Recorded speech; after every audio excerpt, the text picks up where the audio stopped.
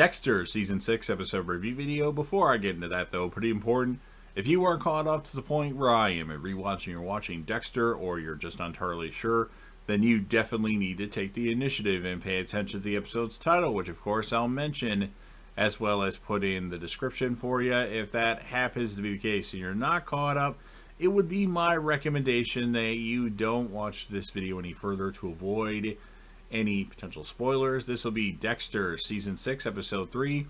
The title of this episode is called Smokey and the Bandit. And this will be my review, reaction, recap after just finishing watching the episode. We start off with Jamie holding Harrison, as she should, as she's his nanny, and Deb puts on a jacket for work. Dexter says no more fruit roll-ups for Harrison as they make him fart.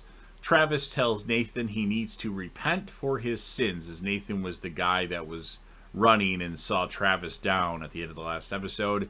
Batista is checking out a Trans Am at a crime scene. It's for sale. It's actually my dream car as well, even though I don't actually drive it. I've never had my driver's license. Yes, that is very true. Quinn arrives at the scene with a hot blonde in a convertible, and he's late. Batista gives him the third degree about it. Then he finds out that him and Deb are no longer together. Dexter notices that a tooth is chipped in the latest victim at that crime scene. LaGuerta tells Deb who to hire for the detective opening. She makes a recommendation and pretty much ignores what Deb has to say and says, "I'm right, you're wrong. Just hire this guy. It'll be good for the press." We find out that Dexter has a scrapbook in his box. He had it under his bed when he was younger, and Ghost Harry would have preferred that he had Playboys under his bed. My favorite playmate of all time, Janie McCarthy. Dexter thinks the person behind this killing is a blast from the past and is back to killing, but he'd be in his 70s now. The person's name, his nickname I should say, is the Tooth Fairy. How ironic. Dexter figures out that the Tooth Fairy may be Walter Kenny, who's living at an old folks home. Bazooka shows intern Ryan some evidence from the ice truck killer case. Rudy Cooper's badge, aka Brian Moser, and the mannequin hand with the fingernails painted. She's super into it. Briefing room meeting led by Lieutenant Deborah Morgan. Soderquist is there wearing a red polo, but doesn't get a lot of focus, and he doesn't wear the red too often.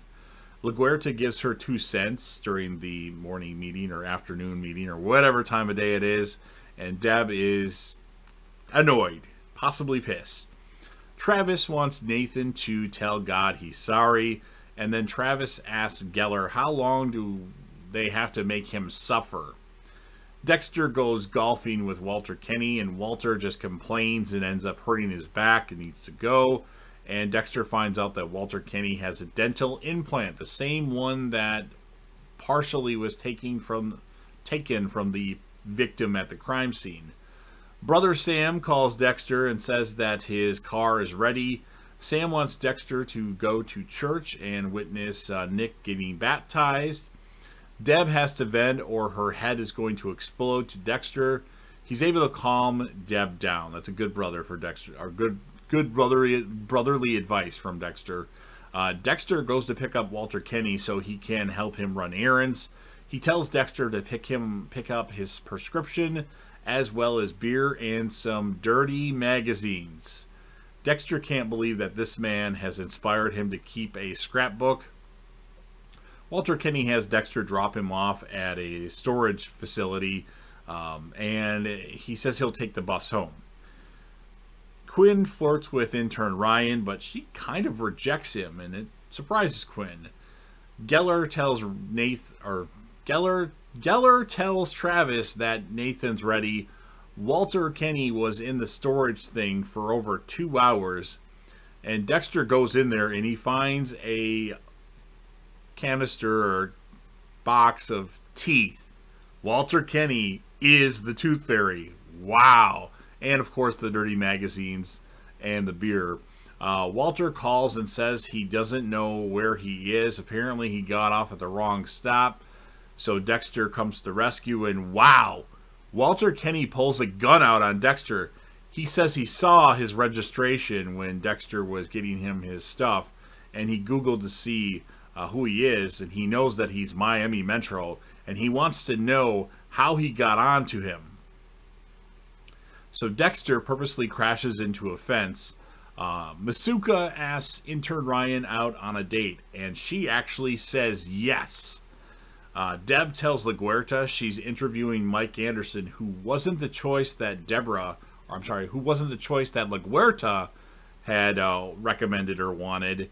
And Mike Anderson shows up to the station and tells, and Deb tells him he's the top choice for the job. So drop the fucking attitude and let's talk, as Mike Anderson doesn't believe that Deborah Morgan, or Deb, is the lieutenant, or just based on her appearance doesn't believe that this woman is the lieutenant. Walter Kenny is on Dexter's table, or in this case, a reclining chair at the time. Dexter decides to let Walter Kenny die of a heart attack. Walter Kenny's son will never know his father was a monster, or at least a killer, as he had suffocated him with a pillow. And Dexter dumps Walter Kenny's teeth trophies into the ocean. Batista, we find out, has bought that Trans Am. Maybe one day I'll buy a car. Not. Quinn's banging some random chick. Intern Ryan, we see, steals the mannequin arm. Dexter tucks Harrison in for bed. And Dexter accidentally drops his blood slide box. And some of them crack, and now they're all over the place. And there's no order anymore. He doesn't know which one is which.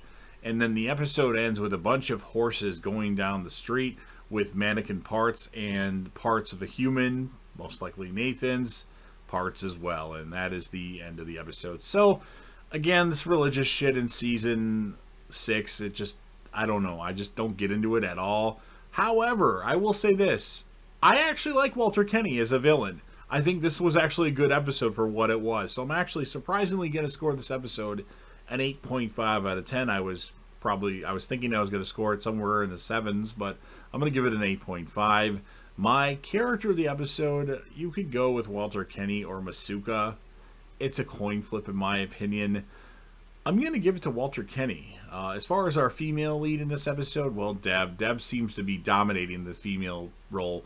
Although I haven't really thought about LaGuerta much, because she's got like cameos here and there. But Deb is definitely taking control of this show without Rita involved in it. And then as far as Walter Kenny as a villain, well, the fact that he looked at the registration while Dexter was running the errands for him and knew that he was Dexter Morgan and not, what was the alias that Dexter used in this? Nate? No, not Nate. Dave, maybe? I can't remember what it was, but he's not as dumb as he looks. So I'm going to give Walter Kenny an 8.5 out of 10. And he's actually one of the more memorable villains on Dexter. Villains that were only in 1 or possibly 2 episodes, like Little Chino and other random villains that my brain is drawing a blank on. Zoe Kruger was one of my favorites as well from season 4, episode 4, Dex Takes a Holiday. So yeah, you've heard what I have to say. Now, of course, it's your turn. If you're a fan of Dexter or Dexter New Blood and want to help me out with the YouTube algorithm, please smash that like button. It really does help out the channel, and I can't grow the channel without you, all you Dexter fanatics out there that watch these videos. Please remember to like and other things, obviously.